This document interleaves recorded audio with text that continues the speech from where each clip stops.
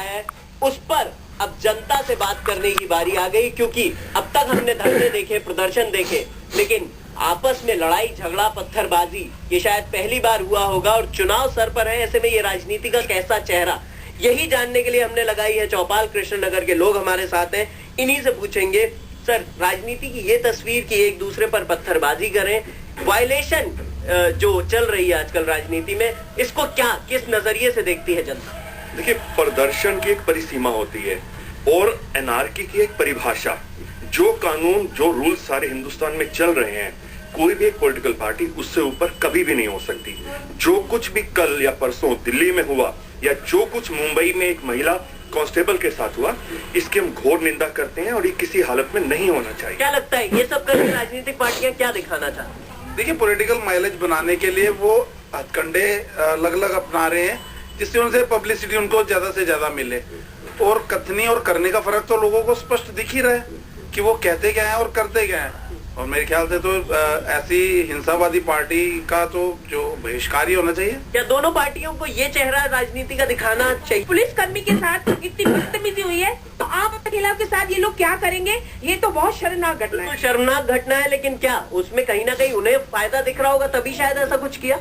देखिए, केजरीवाल जी एक आम आदमी का नारा लेके आए थे, लेकिन अगर गुजरात में पुलिस ने थोड़ी देर रोक लिया या उनसे कुछ पूछ लिया और क्लिपिंग में ये भी दिख रहा है मुझे गिरफ्तार करो गिरफ्तार करो, मतलब मैसेज ये देना चाहते हैं कि मैं आम नहीं हूँ, मैं खास हूँ। अगर मुझे हाथ भी लगाया गया या मुझसे पूछा भी गया तो मैं दिल्ली में दंगे करवाऊंगा, पूरे देश में दंगे करवाऊंगा। बिल्कुल, अगर उनके नेता के साथ गिरफ्तारी नहीं थी, डिटेन किया गया था पूछताछ के लिए, तो दिल्ली में और कई जगह प्रदर्शन है। लेकिन क्या दोनों दूसरी पार्टी को संयम रखना चाहिए था, उन्हें ऐसा कुछ नहीं करना चाहिए? देखिए, संयम तो बरता है। अभी अगर आपके घर के सामने आके के सामने रखते हैं इसी सिलसिले में कि क्या इन सब चीजों को करके कुछ फायदा मिलेगा पार्टियों को, या इसका जवाब जनता किसी और रूप में देगी?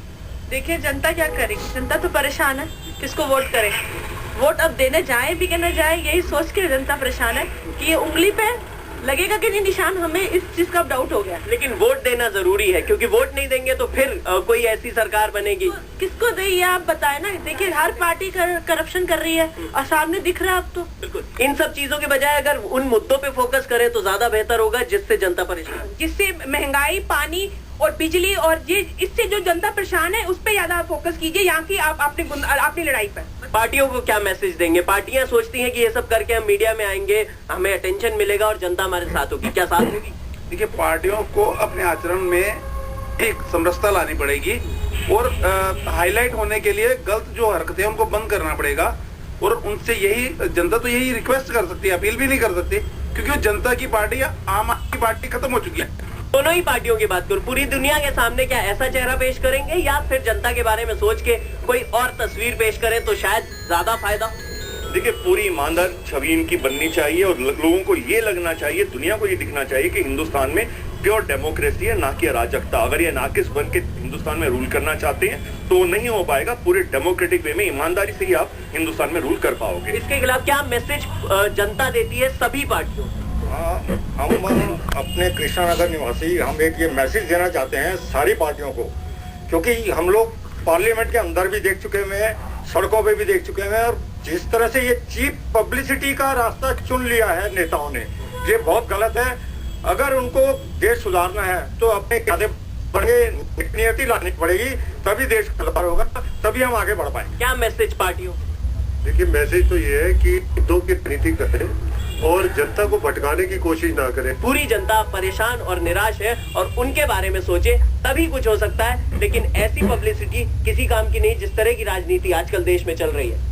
कृष्णनगर से कैमरा पर्सन सत्येंद्र भाटी के साथ रजत सिंह, दिल्ली आज तक।